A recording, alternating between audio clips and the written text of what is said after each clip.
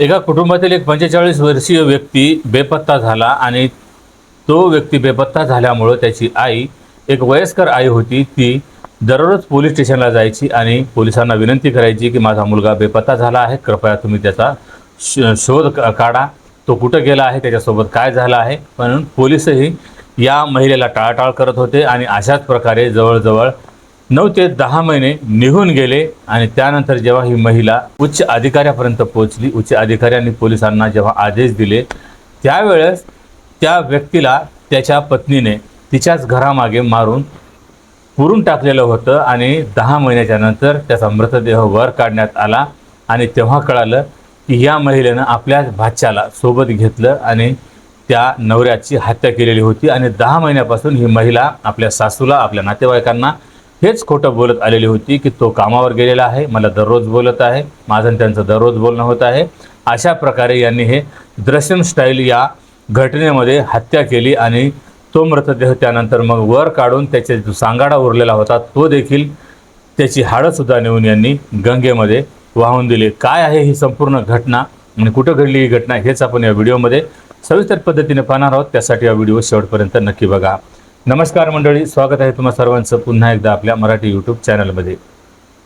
मंडळी, घटना आहे उत्तर प्रदेश राज्यातील कानपूर या जिल्ह्यातली. कानपूर जिल्ह्यातच एक पोलीस स्टेशन आहे सचंडी, आणि या सचंडी पोलीस स्टेशनच्या अंतर्गत एक गाव आहे लालूपूर. या लालूपूर गावामध्ये एक कुटुंब येऊन राहत होतं. कुटुंबामध्ये एक 45 वर्षीय व्यक्ती ज्याचं नाव शिववीर होतं, याची आई सावित्री देवी, पत्नी लक्ष्मी 40 वर्षीय आणि 3 मुलं, अशा प्रकारे यांचं कुटुंब होतं.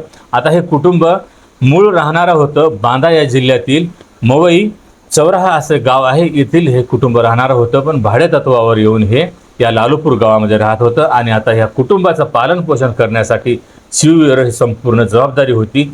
त्यासाठी तो मग काही शहरामध्ये, इतर काही ठिकाणी कंपनीमध्ये जाऊन तो काम करायचा. आणि अशाच प्रकारे तो गुजरातला जाऊन पोहोचला आणि तिथेच तो मग कंपनीमध्ये काम करायचा. आणि 4 महिने, 6 महिने, वर्षभराच्या नंतर तो आपल्या पत्नीला, मुलांना भेटण्यासाठी परत घरी यायचा. अशाच प्रकारे तो मागील 2024च्या ऑक्टोबर महिन्यामध्ये आपल्या पत्नीला आणि मुलांना भेटण्यासाठी त्यांच्या घरी आला. आता घरी आल्याच्या नंतर काही दिवस तो घरी राहिला आणि घरी राहिल्याच्या नंतर त्याची आई जी होती, या आईला तिच्याही मुलीची, काही नातेवाईकांची आठवण येत होती. आणि आता आईलाही वाटते की आता माझा मुलगा घरी आहे, तर मुलालाही सांगते की तू आता घरी आहेस, तोपर्यंत मी नातेवाईकांना भेटून येते आणि तोपर्यंत तू घरीच थांब आणि आता तू जाऊ नको. अशा प्रकारे आईची एक माया असते, आपल्या मुलावर प्रेम असते, त्यासाठी ती आपल्या मुलाला बोलून ती आपल्या नातेवाईकांकडे निघून गेली.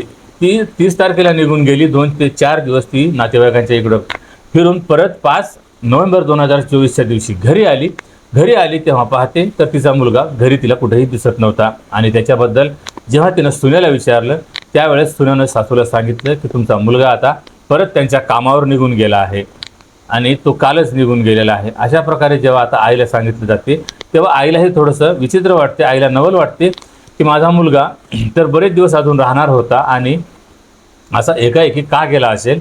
त्यावेळेस सुनही म्हणते की त्यांना त्यांच्या कंपनीकडून बोलावण्यात आलं आणि त्यासाठी ते परत लवकर निघून गेलेत. पण आईला वाटते की तो आता यावेळेस बरेच काही दिवस राहणार होता आणि त्यातल्या त्यात तो जाते वेळेस मला प्रत्येक वेळी बोलून जायचा, पण यावेळेस तो मला बोलून सुद्धा गेला नाही आणि मला सांगितलं सुद्धा नाही की तो परत कामावर जात आहे. आईला थोडंसं वेगळं वाटते, आई थोडीशी निराश होते, पण आईला वाटते की चला जाऊ द्या, तू गेला, त्याच्या कामावर गेलेला आहे, त्यालाही त्याची मुलं आहेत, पत्नी आहे, त्यांचं लालनपोषण करायचं आहे.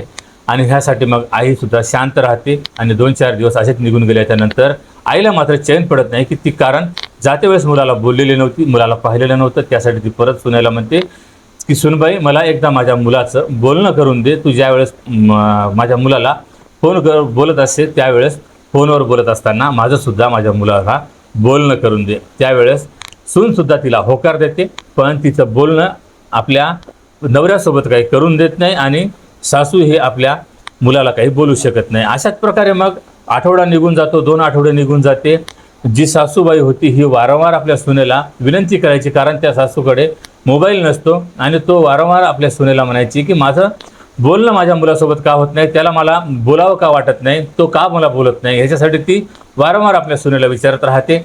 आणि त्यावेळेस सून तिला उलटं धमकावून बोलत असायची की तुम्हाला तो बोलत बसणार आहे का, त्यांना काही काम नाही का, तो मला दररोज बोलतो, माझ्याशी बोलतो आणि सर्व काही ठीक आहे असं सांगतो, तुम्हाला तेवढं काळजी करायची, तुम्हाला तेवढी चिंता करायची काय गरज आहे, अशा प्रकारे ती आपल्या सासूला धमकावून शांत करायची. पण अगोदर जसा तो जायचा, त्यानंतर ज्या वेळेस आपल्या पत्नीला तो बोलत असायचा त्यावेळेस 2 मिनिट का होईना तो आपल्या आईशी फोनवर नक्की बोलायचा. पण आता ह्या पंधरवड्यात 1 महिना निघून गेला तरी तो आपल्या आईशी का बोलत नाही, असं आईला आता चिंता सतावत. आईला वाटते माझ्या मुलासोबत काहीतरी घातपात झालेला आहे की काय, माझ्या मुलासोबत नेमकं काय झालेलं आहे, माझी सून माझ्यापासून काय लपवत आहे.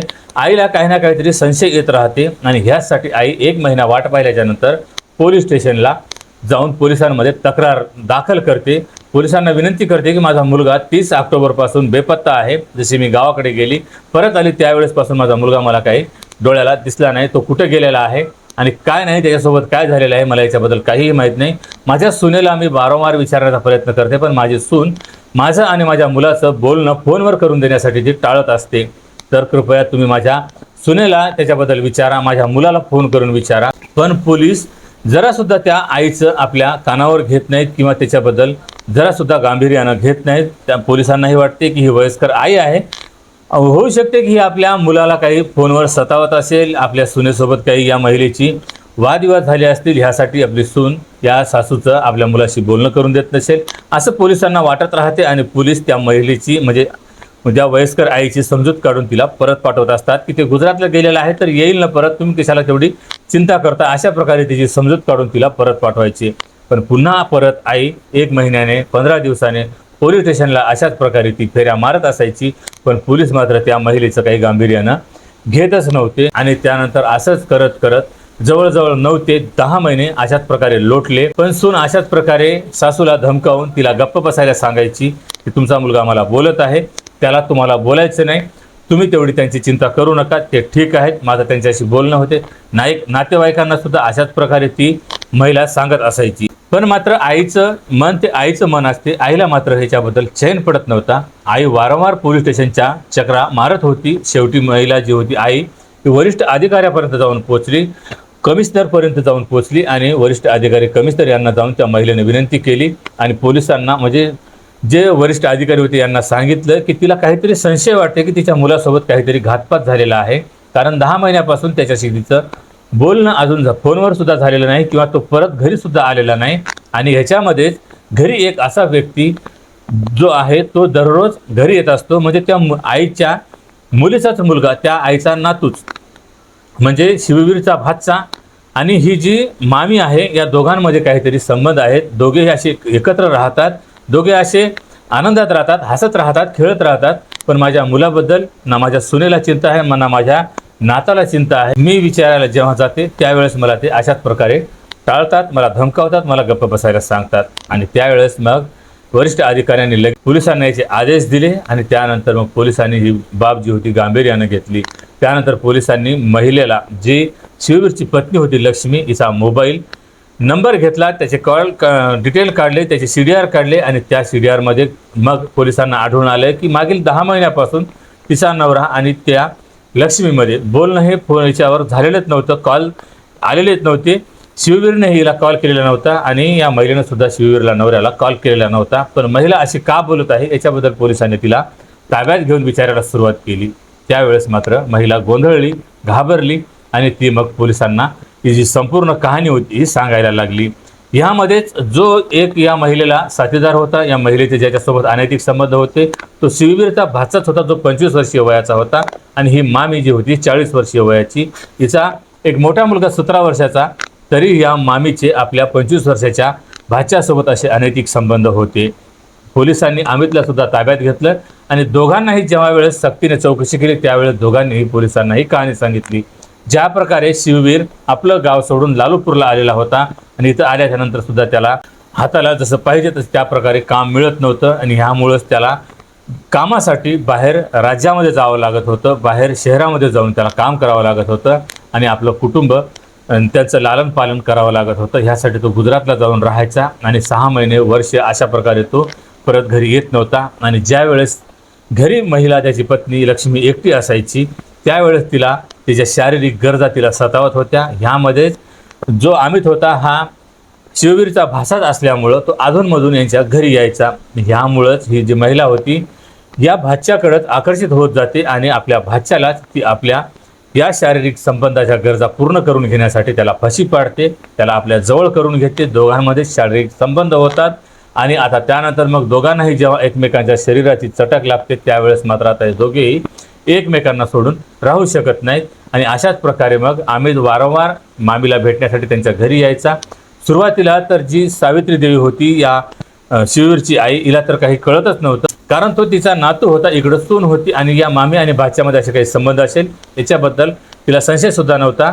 पण ऑक्टोबर महिन्यामध्ये ज्यावेळेस शिववीर घरी पत्नीला, मुलांना, आईला भेटण्यासाठी आलेला होता त्यावेळेस असाच तो एके दिवशी बाजारात गेला आणि घरी भाचा आणि त्याची पत्नी असताना, मुलं शाळेत गेलेली असताना तो एकाएकी घरी परतला.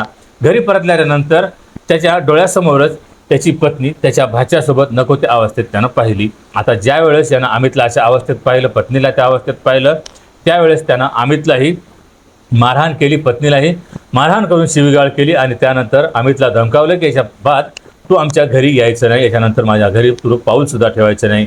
आता अमित तर तिथून निघून गेलेला होता, पण आता शिववीर मग रागामध्ये यायचा. त्याला ती पत्नीसोबत जे काही प्रकरण घडलेलं होतं ते आठवायचं, त्यामुळं तो दारूची नशासुद्धा करायचा आणि नशेमध्ये आल्याच्यानंतर मग तो घरी त्याच कारणावरून भांडण करायचा, तंटा करायचा, पत्नीला कधी तो मारहाण करायचा. इकडं पत्नीला आता नवऱ्याकडून त्राससुद्धा होत होता, तर दुसरीकडे तिचा भाच्याचा विरहही सहन होत नव्हता. भाच्याला भेटण्यासाठी आता मध्ये जो हा शिववीर होता हा आता अडसर ठरत होता. ह्यासाठी आता जी मामी होती ही आपल्या भाच्याला फोनवरून सांगते की हा तुमचा मामा जो आहे आपल्या प्रेमामध्ये अडसर ठरत आहे, तो मला आता दररोज मारत आहे, माझा तो छळ करत आहे आणि याचा तो आता कायमचा काटा काढ. अमित सुद्धा तिच्या गोष्टीला तयार होतो, मान्य करतो आणि दोघेही मिळून मग आता त्याची हत्या करायचं असं ठरवतात. पण आता ते संधीची वाट पाहतात की घरामध्ये जी वयस्कर म्हातारी आहे सावित्री देवी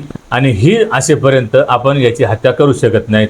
तर 30 ऑक्टोबर 2025च्या दिवशी ही सावित्री देवी आपल्या नातेवाईकांना भेटण्यासाठी अशीच गेलेली होती आणि त्याच वेळेस शिववीर असा दारूच्या नशेमध्ये घरी येऊन झोपलेला होता. पहिलंच अगोदरच काही अमितनं नशेच्या काही गोळ्या या लक्ष्मीला आणून दिलेल्या होत्या, मामीला आणून दिलेल्या होत्या. तिनं संपूर्ण जेवणामध्ये हे नशेच्या झोपेच्या काही गोळ्या मिसळल्या, सर्वांना जेवू घातलं. आपल्या मुलांना सुद्धा तेच नशेच्या गोळ्या या महिलेनं खाऊ घातल्या, कारण त्यांनी सुद्धा गाढ झोपावं.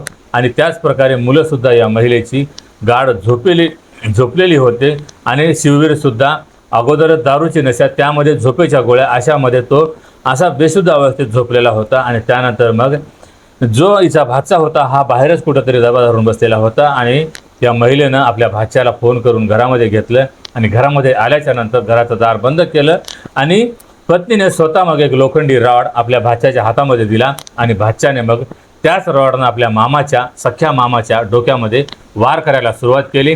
2-3 फटक्यामध्ये शिववीरचा जीव जागीच निघून गेला. त्यानंतर मग आता यांनी हत्या तर केलेली होती, आता यांच्या रस्त्यातील जो काटा होता हा दूर तर झालेला होता, पण आता याची जी मृतदेह याची बॉडी जी आहे याची आता कुठं विल्हेवाट लावायची हे सुद्धा त्यांनी अगोदरच योजना आखलेली होती. घरामागेच यांनी लगेच एक गड्डा खोदला आणि गड्डा खोदून त्या गड्ड्यामध्ये यांनी त्याचा मृतदेह पुरला. त्याच्यावर काही 12 ते 15 किलो मीठ सुद्धा टाकलं की त्याची जी बॉडी आहे, त्याचा मृतदेह आहे, लवकर सडावं, लवकर तो गळून जावं, ह्यासाठी त्यांनी मीठ सुद्धा त्याच्यावर काही अंतरलं आणि त्याला मागेच काही त्यांच्या पुरून टाकण्यात आलं. आणि त्यानंतर मग काही दिवस असेच लोटले. जेव्हा त्याची आई आली, आपल्या मुलाबद्दल विचारू लागली, आईला तर यांनी असं टाळाटाळ केलेलं होतं. ते माझं त्यांच्याशी रोज फोनवर बोलणं होते, तुम्ही त्याची चिंता करू नका, अशा प्रकारे म्हातारीला कसं तरी यांनी गप्प बसवलेलं होतं.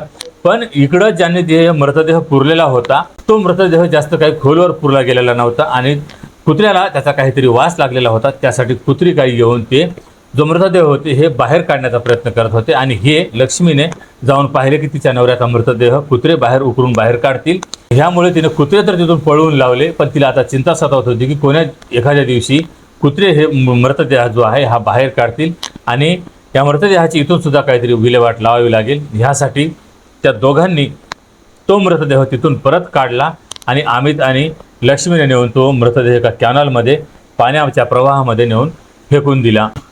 आणि आता यांनी हा संपूर्ण पुरावा नष्ट केलेला होता.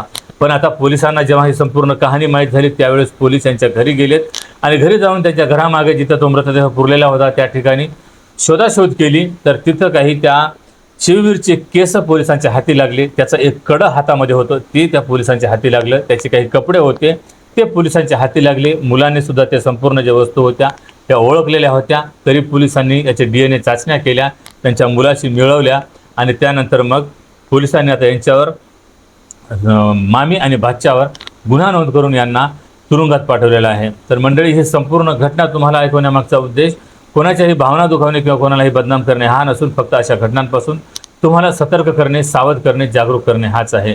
आणि या संपूर्ण घटनेबद्दल तुमच्या प्रतिक्रिया कमेंटमध्ये अवश्य कळवा.